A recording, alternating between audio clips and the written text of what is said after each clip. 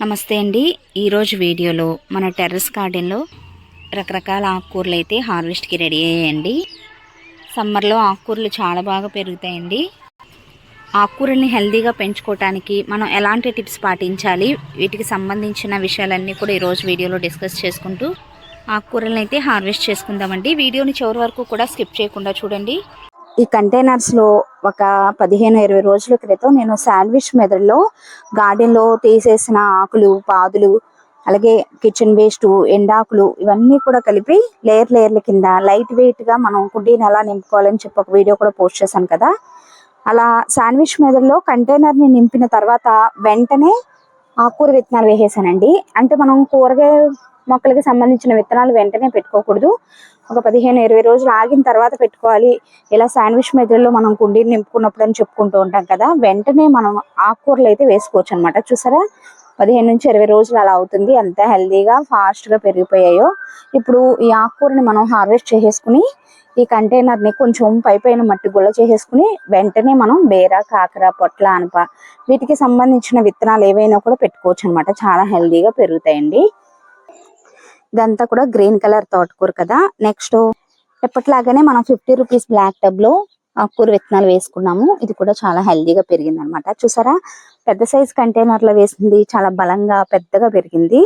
కొంచెం చిన్న size container లో హైట్ కూడా చిన్నగానే వచ్చింది. చూసారా, సో పెద్ద సైజు కంటైనర్స్ లో మనం పాదులకి సంబంధించినవి యూజ్ చేసుకోవచ్చు. ఆకుకూరలకి ఇవి సరిపోతాయిలేండి. మామూలుగా నేను అది లైట్ వెయిట్ మెథడ్లో నేను నింపాను కాబట్టి దానిలో వేసుకున్నాను. బట్ ఆ బలానికి తగ్గట్టుగానే ఆకుకూర అనేది పెరిగింది అనమాట. నెక్స్ట్ ఎర్ర తోటకూర అండి. లాస్ట్ టైం కూడా ఎర్ర తోటకూరని హార్వెస్ట్ చేసుకున్నాము. పప్పులో వేసుకుంటే చాలా బాగుంటుందండి. ఇది మామూలుగా మనం తాలింపులో ఫ్రై లాగా చేసుకునే కంటే కూడా పప్పులో వేసుకుంటే మాత్రం టేస్ట్ చాలా బాగుంటుంది. కాకపోతే పప్పు కలర్ కూడా రెడ్ కలర్ లోకి వచ్చేస్తుంది అనమాట. మనకి బీట్రూట్ అలా మనం చేసుకున్నప్పుడు, బీట్రూట్ కర్రీ చేసుకున్నప్పుడు ఎంత రెడ్ కలర్ లో ఉంటుందో సేమ్ అదే మాదిరిగా పప్పు కూడా అదే మాదిరిగా ఉంటుంది అనమాట. బట్ టేస్ట్ అయితే మాత్రం చాలా బాగుంటుందండి. ధర్మాకోల్ బాక్స్ లో, చిన్న సైజ్ ధర్మాకోల్ బాక్స్ లోనే వేసాను. నెక్స్ట్ పాలకూర. ఒకసారి వేసుకుంటే కంటిన్యూస్ గా మనం చాలా సార్లు హార్వెస్ట్లు తీసుకోవచ్చు. ఆల్రెడీ లాస్ట్ టైం ఏంటంటే ఇది 50 రూపీస్ కొంచెం లోతు ఎక్కువగా ఉండే టబ్ అనమాట. లాస్ట్ టైం ఏంటంటే ఒకవైపు మాత్రమే హార్వెస్ట్ చేశాను. ఈ వైపు మళ్ళీ చూసారా కొత్త చిగురులు అవి వచ్చి పెరిగిపోయింది. ఇటువైపుది ఇప్పుడు హార్వెస్ట్ చేద్దామండి. నెక్స్ట్ అంతకు ముందు బ్యాచ్ లో వేసాను. ఆల్రెడీ 2 సార్లు హార్వెస్ట్ తీసుకున్నాము. 2 సార్లు హార్వెస్ట్లు తీసుకున్నాం అనమాట. కట్ చేసిన ప్రతిసారి కొంచెం మనం కంపోస్ట్ అది వేసుకున్నాం అనుకోండి, ఆకులు అవి హెల్దీగా పెరుగుతాయి అనమాట. ఇలా పాలకూర, చుక్కకూర కూడా వేసానండి, చూపిస్తాను. చుక్కకూర కూడా అంతే, ఒకసారి వేసుకుంటే మనం చాలా రోజుల పాటు హార్వెస్ట్లు తీసుకోవచ్చు అనమాట. అస్సలు పెస్ట్లు రావండి. చూసారా, చిన్న సైజు ధర్మాకోల్ బాక్స్ లోనే వేసాను. వేసిన ప్రతి గింజ కూడా చక్కగా జర్మినేట్ అయింది అనమాట. ఇంకా మనకి కోసిన ప్రతిసారి గుబురుగా పెరిగిపోతుంది. ఇది ఆల్రెడీ ఇరుగ్గా ఉంది కదా. అలాంటప్పుడు ఏంటంటే ఒకసారి మనం కోసేసుకుని ఆ మొద్దుల్ని అక్కడొకటి వేరే కంటైనర్ లో కూడా మనం ట్రాన్స్ప్లాంట్ చేసుకోవచ్చు. అలా ట్రాన్స్ప్లాంట్ చేసుకునేటప్పుడు మనం మార్నింగ్ టైంలో కాకుండా సాయంత్రం టైంలో చేసుకున్నాం అనుకోండి, చక్కగా సెట్ అవుతాయి అనమాట మొక్కలు. చిన్న చిన్న టిప్స్ పాటిస్తే చాలా సింపుల్ అండి. ఏ రకమైన వెజిటబుల్స్ అయినా మనం టెర్రస్ గార్డెన్ లో చాలా సింపుల్ గా అన్ని రకాల మెథడ్స్ ని యూజ్ చేసి మనం పెంచుకోవచ్చు అనమాట. చుక్కకూరకి అయితే అస్సలు పెస్ట్లు రావండి. ఆకుల మీద ఎక్కడ కూడా చిన్న రంధ్రాలు కూడా లేవు. చూసారా, పుల్లగా ఉంటుంది కదా కొంచెం. సో ఆకుల మీద రసం పీల్చే పురుగులు ఇలాంటివి కూడా మాక్సిమం రావన్నమాట. అయితే ఆకుకూరలు ఈరోజు చూపించినవన్నీ కూడా హార్వెస్ట్ చేయను. వండే ముందు మనం కోసుకుని వండుకున్నాం అనుకోండి, వాటిలో ఉండే పోషకాలు అవి పోకుండా ఉంటాయి అన్నమాట. మనం ఎంత కష్టపడి పెంచుకుని రుచిగా తీసుకోవాలి కదా, బాగా వాటి పడిపోయే వరకు వండకుండా. సో ఈరోజు గ్రీన్ కలర్ అలాగే రెడ్ కలర్ తోటకూర 2 కూడా హార్వెస్ట్ చేస్తున్నాను. తెలిసిన వాళ్ళు కూడా అడిగారండి. సో వాళ్ళకి డొనేట్ చేయడం కోసం 2 రకాల ఆకుకూరల్ని, కొంచెం పాలకూర కూడా రెడీ అయింది కదా, అది కూడా కోస్తాను. బట్ చుక్కకూర మాత్రం ఈ రోజు కోయట్లేదండి. ఫస్ట్ పాలకూర కోద్దామండి.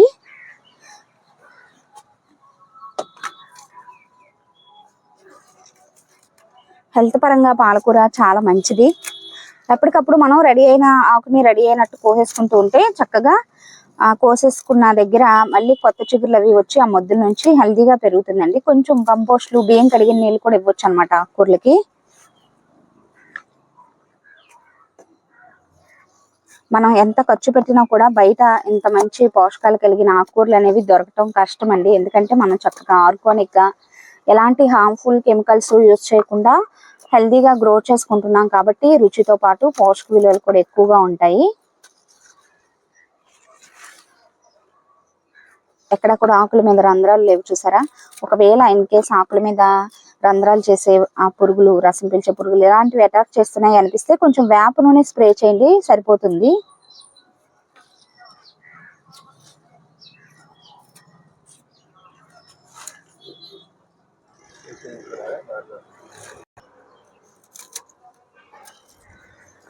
ఇటువైపు ఇది ఆల్రెడీ సెకండ్ హార్వెస్ట్ అనమాట. ఇప్పుడు ఇలా కోసేసిన తర్వాత కొంచెం కంపోస్ట్ వేద్దాం. లాస్ట్ టైం నేను కంపోస్ట్ వేయలేదు, అయినా కూడా మంచిగానే ఆ మట్టిలో ఉండే బలానికి హెల్దీగా పెరిగింది అనమాట.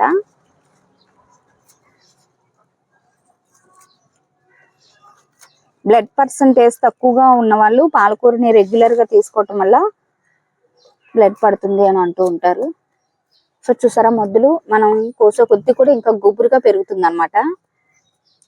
కొంచెం కంపోస్ట్ వేద్దామండి. ఇలా పెద్ద సైజు కంటైనర్స్ లేకపోయినా కూడా మనం చిన్న చిన్న డబ్బాల్లో కూడా 5 లీటర్ డబ్బాల్లో కూడా ఆకుకూరలు చాలా హెల్దీగా పెంచుకోవచ్చు.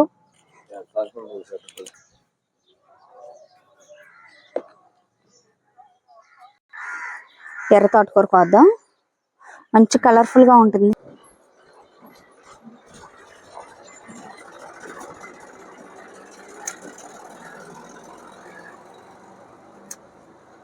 తోటకూరలో కూడా చాలా రకాల వెరైటీలు ఉంటాయండి. ఇంతకుముందు నేను ఒక షార్ట్ వీడియో కూడా పోస్ట్ చేశాను కదా, దాని పేరు కూడా తెలియలేదు. యాక్చువల్గా గ్రీన్ కలర్ తోటకూర విత్తనాలే వేసానండి. బ్లాక్ కలర్ లో సేమ్ తోటకూర విత్తనాలు ఎలా ఉంటాయో అలాగే ఉన్నాయి.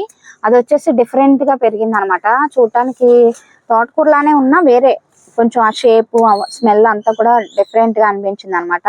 సరే పేరు తెలియట్లేదు అని చెప్పి నేను షార్ట్ వీడియో ఒకటి పోస్ట్ చేశాను, చూపించి దాన్ని హార్వెస్ట్ చేస్తూ కూడా. చాలా మంది చీరాకు తోటకూర అని చెప్పి కామెంట్ లో చెప్పారండి. బట్ టేస్ట్ అయితే మాత్రం చాలా బాగుంది. ఫ్రై లాగానే చేశాను అనమాట. సో మనకి తెలియని వెరైటీలు కూడా చాలా ఉంటాయి. సో నాకు తెలియని చాలా విషయాలు మీరు నాకు కూడా తెలియచేస్తున్నందుకు చాలా కృతజ్ఞతలండి. కాకపోతే ఇవి మనం ఈ టైప్ ఆఫ్ తోటకూరని మనం కోసిన కొద్ది కూడా ఇంకా కొత్త చిగురులు అవి వచ్చి గుబురుగా పెరుగుతాయి కదా, కానీ అది మాత్రం ఒకసారి వస్తుందంట. విత్తనాలు వేసిన తర్వాత మనకు ఒకసారి అది పంట వస్తుందంటండి. కట్ చేసినా మళ్ళీ కొత్త చిగురులు రావటం అలా ఉండదు. పుదీనా చూసారా, లాస్ట్ టైం హార్వెస్ట్ చేసేసాను, మళ్ళీ కొత్త చిగురులు వచ్చి మనం వండుకున్నా వండుకోకపోయినా పుదీనా రెడీ అయిన తర్వాత మనం కట్ చేస్తూ ఉండాలన్నమాట. కట్ చేసే కొద్ది కూడా గుబురుగా పెరుగుతుంది. ఒకరు కామెంట్ లో అడిగారండి, పుదీనా ఫంక్షన్ లో మిగిలిపోయింది చాలా కట్టల కట్టల కింద, దాన్ని కంపోస్ట్ లో ఎలా యూస్ చేయాలని చెప్పి. మట్టిలో మెడిసినల్ వాల్యూస్ కూడా ఎక్కువగా ఉంటాయన్నమాట. మనం కంపోస్ట్ చేసుకోవచ్చండి. అడుగున ఒక లేయర్ మట్టిని వేసేసుకుని మళ్ళీ మధ్యలో ఈ పుదీనా వేసి మళ్ళీ ఇంకొక లేయర్ మట్టి, అలా శాండ్విచ్ మెథడ్లో లేయర్ల కింద కంపోస్ట్ చేసుకోండి. మంచిదే, మట్టి మంచి ఫర్టైల్ గా తయారవుతుంది అనమాట. నెక్స్ట్ ఇది మొక్క బచ్చలండి. ఇది కూడా అంతే, కట్ చేసిన తర్వాత మళ్ళీ కొత్త చిగురులు అలా వస్తుంది. ఎన్నిసార్లు కట్ చేసామండి, చూసారా ముద్ద ఎంత బలంగా ఉందో. ఎర్ర తోటకూర అండి. ఇందాక చూపించాను కదా 100 రూపీస్ బ్లాక్ టబ్ లో తోటకూర, అక్కడక్కడ కూడా పడి మొలిచాయి చూసారా కంటైనర్స్ లో. చూడండి ఎంత బలంగా పెరిగాయో. ముందు వీటిని కట్ చేసేద్దాం. అడుగున బాగా కలుపు కూడా పట్టిందండి. ఈ తోటకూర మొక్కలు ఉన్నాయని చెప్పి తీయలేదు, డిస్టర్బ్ అవుతున్నాయని. ఇవన్నీ కూడా కట్ చేసి పచ్చిమిర్చి మొక్కలు వేసాను ఈ కంటైనర్ లో.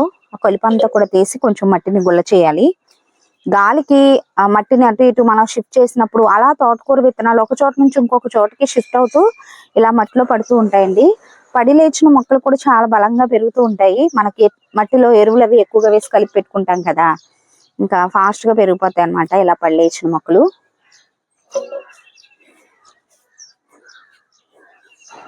ఇవి టొమాటో మొక్కలు మనం కొమ్మల ద్వారా పెట్టుకున్నాం చూసారా, హెల్దీగా పెరిగి పూత కూడా స్టార్ట్ అవుతుంది. అంటే ఫాస్ట్ ఫ్రూటింగ్ మెథడ్ అనమాట. మనం నార్లు వేసుకుని వాటిని మళ్ళీ ట్రాన్స్ప్లాంట్ చేసుకుని అవి ఎదిగి హార్వెస్ట్లు తీసుకునే టైంలో సగం కంటే కూడా తక్కువ టైంలో ఇలా కొమ్మల ద్వారా పెట్టుకున్నప్పుడు మనకి త్వరగా కాపు అనేది స్టార్ట్ అవుతుందండి. చాలా హెల్దీగా పెట్టిన ప్రతి కొమ్మ కూడా చక్కగా బ్రతికింది. వీటిలో కూడా అంతే అండి, పడి మొలిచిన తోటకూర.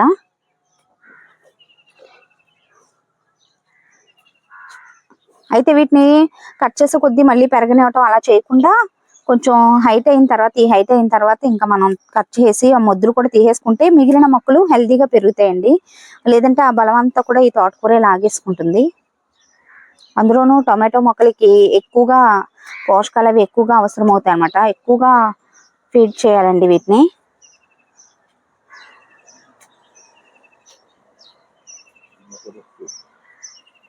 పిందెలు కూడా వచ్చేసినాయి, అడుగును కనిపించలేదు చూసారా. కొమ్మల ద్వారా పెట్టుకున్న మొక్కలండి, కాపు కూడా స్టార్ట్ అయిపోయింది.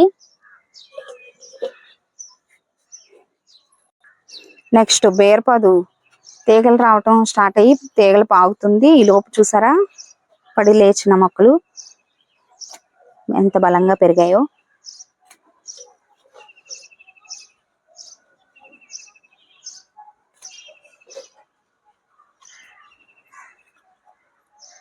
ఇప్పుడు కానీ మీరు ఆకుకూర విత్తనాలు వేసుకునేటట్లయితే కంటైనర్స్ ని డైరెక్ట్ ఎండపడే ప్లేస్ లో కాకుండా కొంచెం సెమీ షేడ్ లో పెట్టుకోండి, బాగా పెరుగుతాయి అన్నమాట. సమ్మర్లో ఆకుకూరలు బాగా వస్తాయండి, స్పీడ్ గా కూడా పెరుగుతుంది. కలుపు తీయాలండి గార్డెన్ లో. ఇదైతే ఎన్ని రోజుల నుంచి హార్వెస్ట్లు తీసుకుంటున్నామో. చిన్న మొక్క అనమాట, కోస కొద్దీ ఇంకా అడుగున మొద్దులాగా తయారైపోయింది. ఈ కంటైనర్ లో నేను బీన్స్ పాదు పెట్టానండి లాస్ట్ సీజన్ లోది.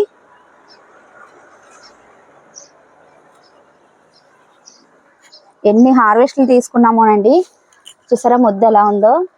కోస కొద్దీ కూడా ఇంకా బలంగా ఆకులవి వస్తాయి. ఇందులో కాకర విత్తనాలు పెట్టాను కానీ విత్తనాలు అయితే మొలకలు రాలేదు, కలుపు వచ్చేసింది. అలాగే ఈ తోటకూర కూడా పెరిగింది. మొత్తం తీసేసి మళ్ళీ విత్తనాలు పెట్టాలండి.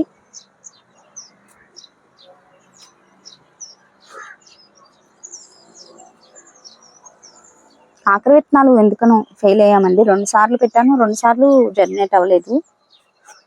ఈ కలుపు అంతా తీసేసి బేరపాదు పెడతాను. నెక్స్ట్ ఇక్కడ కూడా చూసారా, ఇది అంతే చాలా రోజుల నుంచి.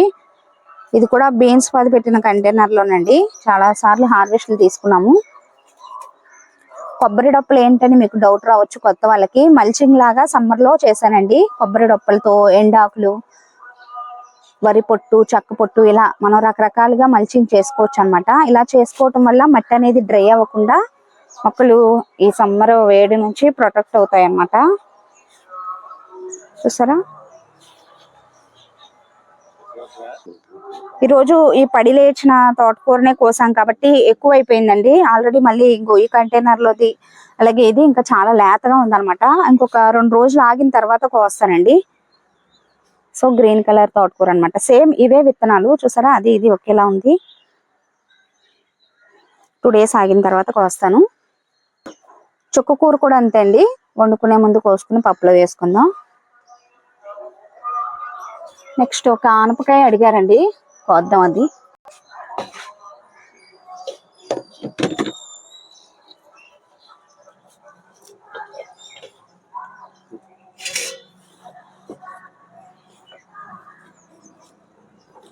ఎర్ర తోటకూర ఉంటే మాత్రం ఆకుకూరలు చాలా కలర్ఫుల్ గా కనపడతాయండి table. Next 50 rupees black tub లో ఇంతకు ముందు చుక్కకూర మొక్క విత్తనాల కోసం వదిలేసానండి. సీడ్స్ రెడీ అయ్యాయి, వీటిని కలెక్ట్ చేయాలండి. ఆల్రెడీ రాలిపోతున్నాయి కూడా. చూసారా విత్తనాలు ఎంత బాగా రెడీ అయ్యాయో. చుక్కకూర ఉంది, అలాగే ఇది వచ్చేసి నెమలి తోటకూర అండి.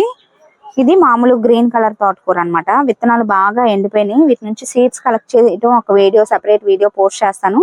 ఇలా మనం ప్రతిసారి మార్కెట్ నుంచి కొనుక్కోకుండా సీడ్స్ ని మనం గార్డెన్ లోనే కలెక్ట్ చేసుకోవచ్చు అనమాట. నెక్స్ట్ సీజన్ కావాల్సిన విత్తనాలన్నీ కూడా ఇలా కలెక్ట్ చేసుకున్న విత్తనాలకి జర్మినేషన్ రేట్ బాగుంటుంది, ఇమ్యూనిటీ పవర్ కూడా ఉంటుంది అనమాట. మన వాతావరణంలో పెరిగి ఏమైనా వ్యాధుల్ని కూడా తట్టుకునే శక్తి ఉంటుంది అనమాట. ఆకుకూర విత్తనాలనే కాదండి, అన్ని రకాల కూరగాయ విత్తనాలు కూడా మనం మన గార్డెన్ నుంచే కలెక్ట్ చేసుకోగలిగితే నెక్స్ట్ సీజన్ లో అవి హెల్దీగా పెరిగి మంచిగా కాపు అనేది ఉంటుంది అనమాట.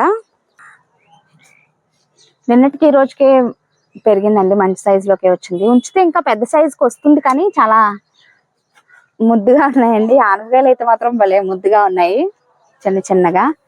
కింద ఈ పాద అయితే నేల మీద పెట్టి పైకి ఎక్కించాం అనమాట, అందుకని ఇంత ఎక్కువగా దిగుబడి అనేది వస్తుంది. మనం ఎన్ని ఎరువులు ఇచ్చినా పోషకాలు ఇచ్చినా నేల మీద ఉన్నంత కాపు మనం తీసుకోలేమండి, వేరేది స్ప్రెడ్ అవ్వదు. కాబట్టి ఇవన్నీ కూడా నెక్స్ట్ ఒక 2 days ఆగిన తర్వాత రెడీ అవుతాయి అన్నమాట.